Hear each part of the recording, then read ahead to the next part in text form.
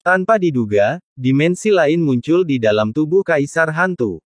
Jika Xiaoyan hanya mengandalkan kekuatannya sendiri untuk menghilangkan peradangan, ia bisa merasakan keberadaannya tetapi tidak bisa memasukinya.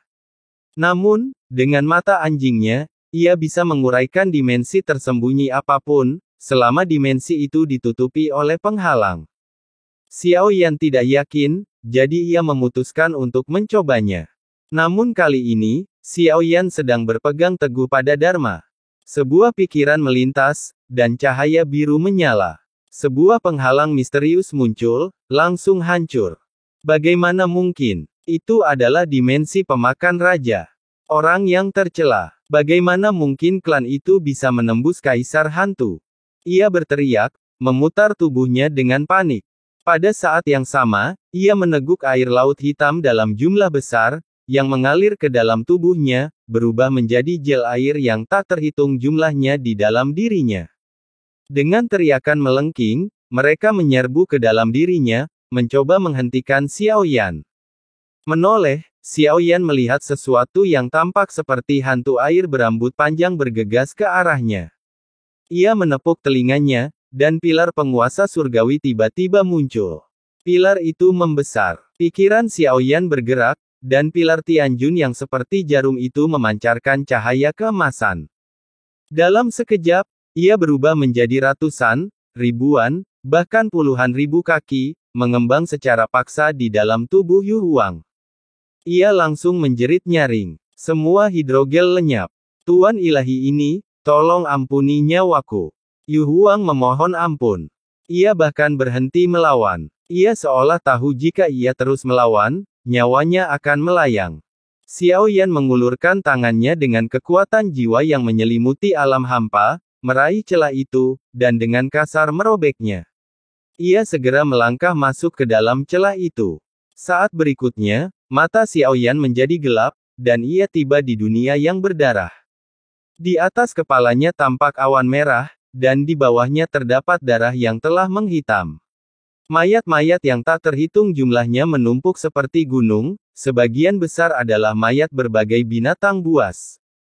Tentu saja, ada tulang-tulang manusia di antara mereka. Selain itu, ada 5 pilar darah. Terikat pada mereka adalah sosok-sosok, binatang buas, manusia. Mereka tidak mati, tetapi mereka masih berjuang. Kekuatan jiwa anti-inflamasi menyapu aura hidup yang tersisa, tetapi tidak dapat menemukan Raja Harta Karun Surgawi. Dia telah tertipu. Kemana perginya Raja Harta Karun Surgawi? Retakan telah menghilang, tetapi Yu Huang masih ingin mengunci Xiaoyan sepenuhnya. Saat berikutnya, darah di bawah tiba-tiba bergolak, dan seekor naga merah darah tiba-tiba meledak. Mulutnya yang berdarah terbuka lebar, daging dan darahnya tampak seperti telah membusuk. Mulutnya menganga dengan kekuatan yang begitu dahsyat hingga seolah terkoyak, seperti makhluk yang baru bangkit dari pembusukan. Dengan raungan yang dahsyat, ia mengayunkan tubuhnya dengan keras, menyemburkan hujan darah. Kecepatannya tiba-tiba meningkat di udara, darahnya berubah menjadi duri-duri merah darah. Namun di mata Xiaoyan, naga darah yang tampak ganas ini sama sekali tidak mengancam. Sebaliknya, ia memberinya kesempatan untuk menerobos. Jika ia benar, naga darah ini pastilah inkarnasi dari jiwa yang sangat penting dari Raja Naga. Jiwa itu jelas bisa digunakan untuk mengurangi peradangan. Jika itu hanya jiwa, akan jauh lebih mudah. Xiaoyan mengangkat tangannya dan melancarkan pukulan. Kekuatan sisa pukulan menyebar, menghancurkan noda darah yang mengalir masuk. Naga darah itu melayang ke udara, wujudnya yang besar bergerak menuju darah di bawah Xiaoyan. Darah mulai berputar-putar, berubah menjadi pusaran raksasa. Kegelapan di tengah pusaran itu bagaikan rahang menganga, siap melahap Xiaoyan. Begitu Xiaoyan merasakannya, ia merasakan energi hidupnya terkuras habis. Hal ini mengejutkannya. Kekuatan itu memang melahap, tetapi berbeda dengan api abadi di dalam diri Xiaoyan. Matanya dipenuhi niat membunuh yang membara. Seolah-olah ia hanya bisa menyentuh Xiaoyan, ia akan menang, dan ia menerjang maju dengan gegabah. Namun dalam sekejap, dalam jarak beberapa puluh kaki dari Xiao Yan, wujud besarnya tiba-tiba tertekuk, tiba-tiba kehilangan kendali, ditarik oleh daya hisap yang kuat. Inilah panji penekan jiwa Xiao Yan. Panji itu bahkan telah menekan iblis nomor 1, Ye Tian, jadi jiwa naga ini bukanlah masalah. Xiao Yan menyadari bahwa semakin banyak jiwa yang terperangkap di dalam panji penekan jiwa, semakin besar kekuatannya. Ia juga dapat menggunakan kekuatan jiwa untuk mengerahkan daya represi yang sangat dahsyat. Jika sebelumnya ia adalah harta karun Feng Zhen, maka jika jiwa di dalam tomat mencukupi, ia dapat menjadi harta karun metode kultivasi. Kumpulkan. Xiao Yan berteriak pelan, dan di bawah desakan jiwa Sujing, meskipun naga berwarna darah itu berjuang, ia tidak berguna dan hanya bisa menyaksikan tanpa daya saat ia diserap. Tubuh besar naga berwarna darah itu diserap dengan luar biasa oleh daya hisap yang kuat dari spanduk penekan jiwa dan menghilang. Pada saat yang sama, Yu Huang memuntahkan seteguk besar darah, dan ruang berwarna darah ini semakin terguncang.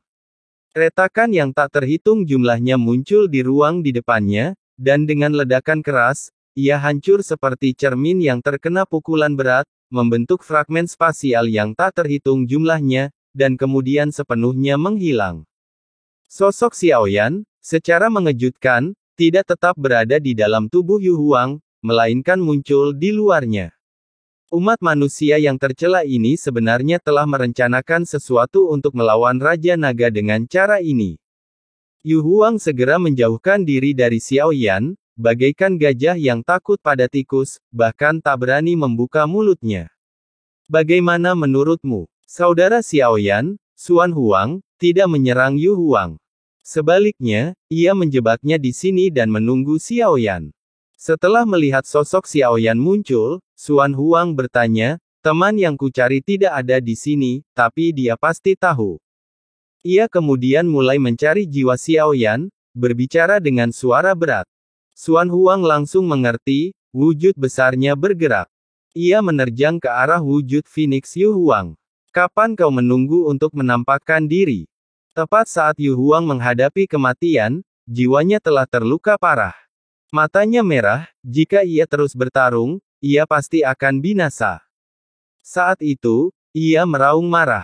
Air hitam di sekitarnya tiba-tiba bergetar. Sebuah lingkaran merah menyala tiba-tiba muncul di atas lautan.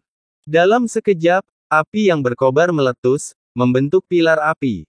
Bahkan air laut pun tak mampu menghentikan pilar api itu. Burung-burung Phoenix api mengepakkan sayapnya, api mereka menyelimuti mereka. Ratusan burung Phoenix api warna-warni muncul di atas lautan. Xuan Huang, seperti yang dikatakan Feng Xi, kau pasti akan meninggalkan klan naga. Pilihan pertamamu adalah membalas dendam pada klan Jiaolongku. Kau telah tertipu oleh tipuanmu. Haha, rasa lelah Yu Huang langsung sirna. Menghadapi Xuan Huang yang menyerbu, ia bergerak. Meskipun terluka, ia bertekad untuk melawannya. Jika ia bertahan sedikit lebih lama, bala bantuan klan Phoenix akan tiba. Setidaknya ia bisa menjamin Xuan Huang tak akan punya kesempatan untuk membunuhnya dalam waktu dekat. Pada saat yang sama, raungan rendah bergema dari jurang. Sekumpulan serangga hitam, bercampur air dan seluruh anggota klan naga-naga, menyerbu keluar tanpa rasa takut, tampak sangat percaya diri. Pertempuran ini akan menjadi pertempuran terakhir untuk memusnahkan klan naga, dan mereka, klan naga-naga, akan menjadi klan naga baru di dunia pegunungan dan lautan.